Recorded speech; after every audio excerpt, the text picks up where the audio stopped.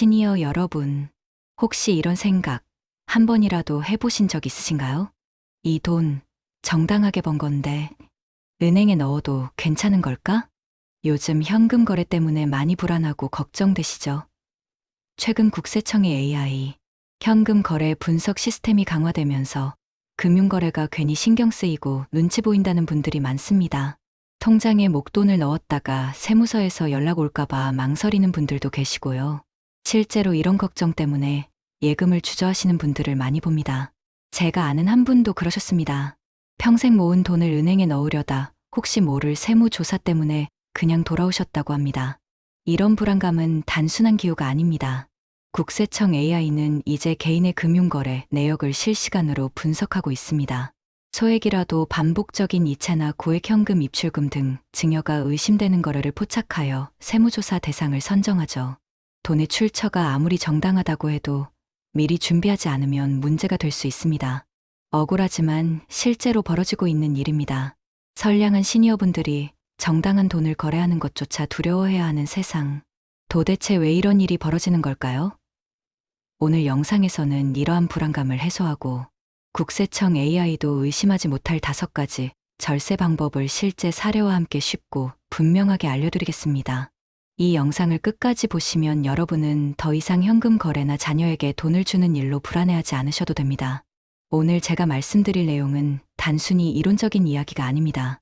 실제 상담 현장에서 많은 시니어분들이 겪었던 사례와 가장 효과적이었던 해결책들을 바탕으로 구성했습니다. 지금부터 왜 국세청 AI가 현금 거래를 분석하는지, 그리고 어떻게 하면 안전하게 금융 거래를 할 수 있는지 본격적으로 알아보겠습니다. 국세청은 2025년부터 AI를 활용한 세무조사 대상 선정 시스템을 더욱 강화하고 있습니다. 과거에는 주로 사업자들의 거래 내역을 살폈지만 이제는 개인 간의 입출금 내역도 개인 사업자 세무조사 대상에 포함될 수 있습니다.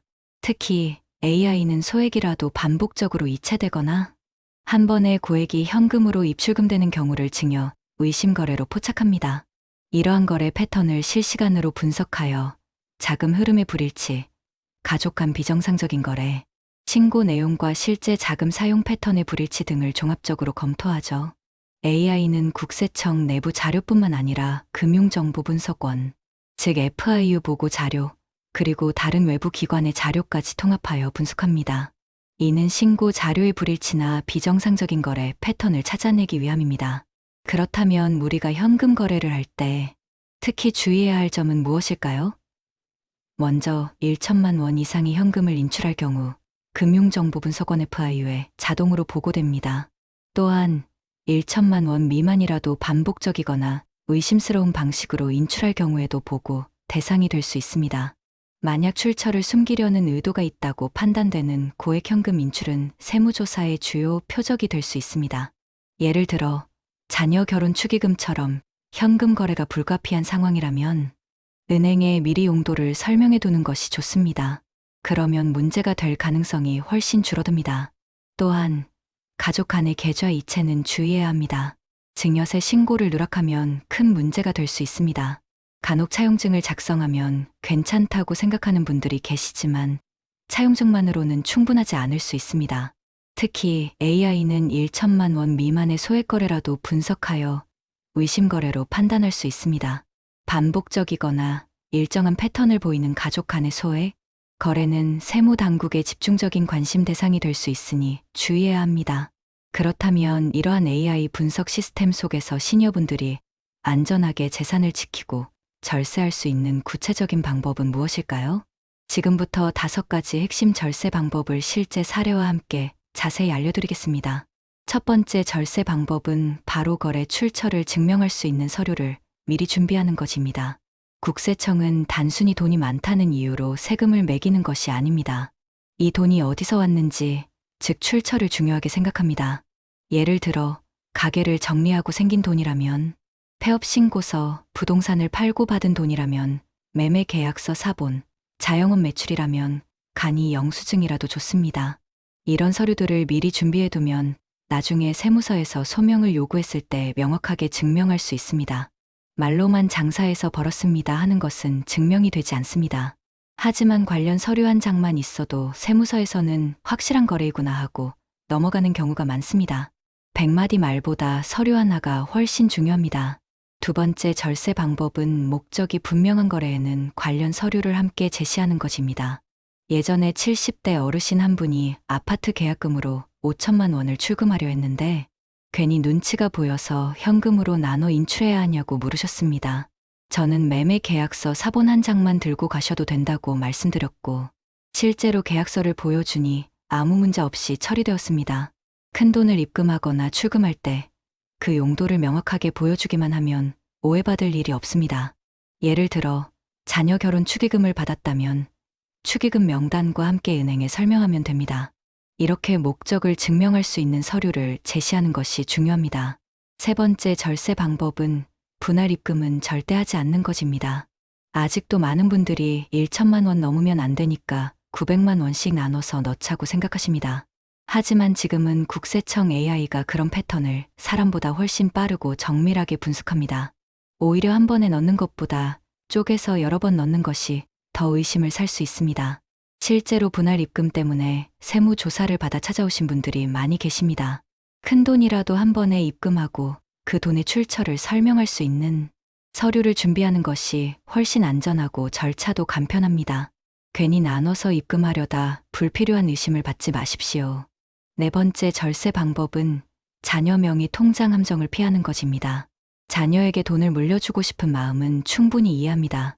하지만 증여세를 아끼려고 자녀 명의로 통장을 만들어 돈을 넣어두는 것은 매우 위험합니다. 요즘 국세청 AI는 누가 돈을 입금했는지, 실제 사용자가 누구인지, 심지어 이체할 때 적는 메모까지 모두 추적합니다. 생활비, 용돈, 잠깐 맡겨두는 돈이라고 적어도 소용없습니다. 일정 금액 이상이 자녀 명의 계좌로 넘어가면 증여로 추정됩니다. 정말 자녀에게 돈을 주고 싶으시다면 정식으로 증여 신고를 하시거나 법적으로 인정되는 간단한 차용증을 작성하는 것이 훨씬 안전합니다.